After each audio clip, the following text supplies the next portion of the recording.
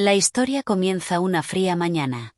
Los rayos del sol aún no habían descendido del todo sobre la tierra cuando Savita Sharma, la policía más estricta de la ciudad, recibió una grave noticia. En una aldea remota, Bhagwanpur, un joven había asesinado a su propia madre. En cuanto Savita escuchó la noticia por la radio, se subió a su jeep y partió rumbo a su verdadero destino. Era el primer año de Savita en la policía. Pero se había ganado el respeto de toda la comisaría con su valentía y sus decisiones. Al llegar a Bhagwanpur, la escena era aterradora. Tenía marcas de profundas heridas en el cuerpo. Un joven de 22 años estaba cerca, todavía con un pesado palo de madera en las manos. Savita le dijo en voz alta: «Baja el palo y ven con nosotros en silencio». Sin dudarlo, el joven tiró el palo al suelo y se quedó cabizbajo. Savita lo esposó y lo llevó a la comisaría. Como si lo que iba a suceder ya hubiera sucedido. Lo mantuvieron encerrado en la comisaría durante unas horas. Savita exigió que primero se verificara el informe forense y el interrogatorio del testigo. Vikram, el joven, guardó silencio. No dio explicaciones ni formuló preguntas. Poco después, se ordenó que el acusado compareciera ante el tribunal. En el tribunal, el juez, tras examinar todas las pruebas iniciales, declaró culpable a Vikram y lo condenó a muerte. Sin embargo, según la ley india, se le concedió un plazo de 2 meses antes de la fecha de la ejecución. Este plazo es para enfermos terminales, como una apelación y un último deseo. Vikram fue trasladado de nuevo a la misma comisaría donde se encontraba Savita Tayunat. Lo mantuvieron en una celda aislada, sin circuito cerrado de televisión. Solo había una pequeña ventana por la que entraba un poco de luz. Unos días después, una mujer llegó llorando a la comisaría. Contó que alguien había entrado en su casa y le había robado todos sus ahorros. Savita envió inmediatamente a su equipo y les ordenó que registraran la casa a fondo. Ella misma se quedó en la comisaría porque Vikram no podía quedarse solo. Al cabo de un rato, cuando llegó junto a Vikram, lo vio mirando hacia una ventana. Savita preguntó en voz baja: «¿No te dolió esta decisión? Tu madre ya no está en este mundo y ni siquiera dijiste el motivo de tu muerte». Vikram la miró con una sonrisa. No había odio ni burla en su sonrisa, sino una extraña paz. Savita se controló y dejó la conversación ahí mismo. En ese mismo instante, recibió una llamada diciendo que la denuncia de robo era falsa y que el dinero había sido retirado por el propio hijo de la mujer. El asunto se resolvió en ese instante. Savita volvió a acercarse a Vikram. Esta vez le trajo comida. Mientras se la ofrecía, dijo: «Tienes 2 madres. Si tienes algún último deseo, puedes decírmelo. Es ley del gobierno que se le pida al prisionero su último deseo antes de la horca». Vikram respiró hondo mientras tomaba la comida en la mano y dijo: «Mi último deseo es que, mientras viva, pase todas las noches con una joven virgen». El rostro de Savita se endureció por un instante. Si hubiera querido, podría haberlo regañado de inmediato. Pero se controló y dijo: «Este no es un deseo razonable. No podemos obligarte a enviarte una chica». Vikram volvió a sonreír y dijo: «Entonces, ¿por qué no tú? Tú también eres soltero. Y la ley también dice que el último deseo debe cumplirse». Savita se sintió conmocionada, pero no mostró enojo ni respondió. Simplemente dijo en voz baja: «Lo pensaré», y se marchó. Esa noche, Savita no pudo dormir tranquila.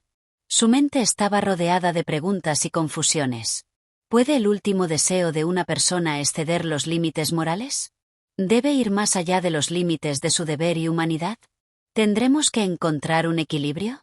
La noche seguía oscureciéndose y la sonrisa de Vikram seguía flotando ante sus ojos. La historia había llegado a un punto en el que cada decisión podía tomar un nuevo rumbo.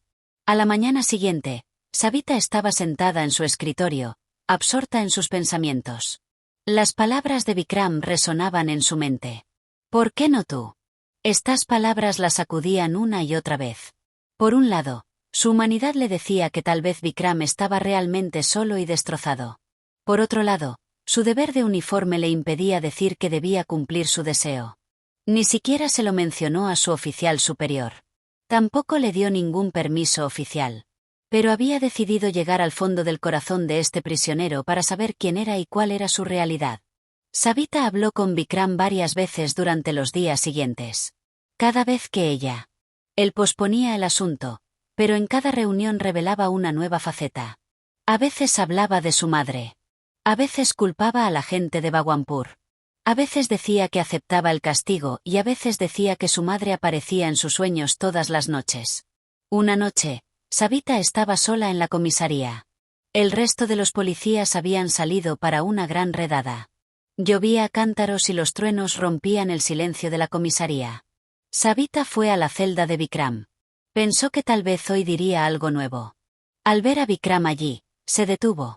Estaba acostado. Tenía los ojos cerrados, pero había paz en su rostro. ¿Extrañas a tu madre?, preguntó Savita lentamente. Vikram dijo sin abrir los ojos. Todos los días, pero ahora no importa. Savita dijo, ¿de verdad dejaste la frase incompleta? Vikram abrió los ojos, la miró y dijo que no, pero ¿de qué habría servido decírselo? Nadie lo oyó. Todos aceptaron que yo lo hice. No había ira en su voz ni ninguna explicación. Solo había una fina capa de verdad. Los ojos de Savita se llenaron de lágrimas. Se preguntó a sí misma, ¿acaso consideraba este caso solo un caso? ¿Me había unido a esa multitud que solo considera un nombre como criminal? Pero ahora había menos tiempo. Si había verdad en las palabras de Vikram, entonces quería testigos.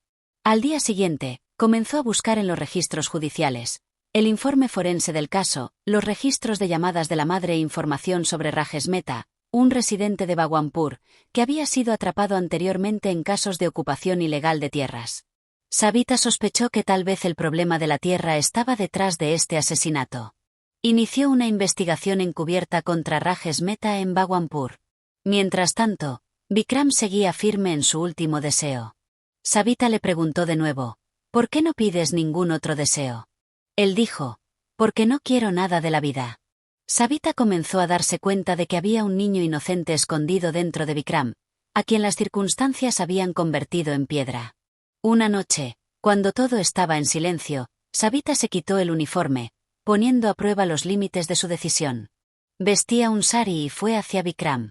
No había lujuria en sus ojos. Solo confianza.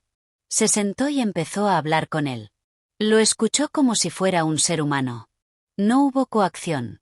Solo hubo silencio entre dos humanos y algunas conversaciones incompletas. Por la mañana, por primera vez, la esperanza se vislumbró en los ojos de Vikram. Dijo, si crees mi historia, dímelo. Dame una oportunidad para demostrar mi inocencia. Savita le tomó la mano y dijo, esta también es mi lucha. Savita solo tenía dos opciones. Ignorar las palabras de un prisionero y dejar que lo ahorcaran por un crimen que probablemente nunca cometió, o revelar la verdad con toda su fuerza y honestidad. Para ello, incluso tuvo que enfrentarse a su propio sistema. La información salía poco a poco de Bhagwanpur. La investigación secreta que Savita había iniciado reveló que la madre de Vikram había denunciado a Rajesh Mehta, residente de Bhagwanpur, por ocupación ilegal de tierras del gobierno. Esa noche, Rajesh Mehta fue visto cerca de la casa de la madre de Vikram. Era la misma llamada que Savita había sospechado en el informe.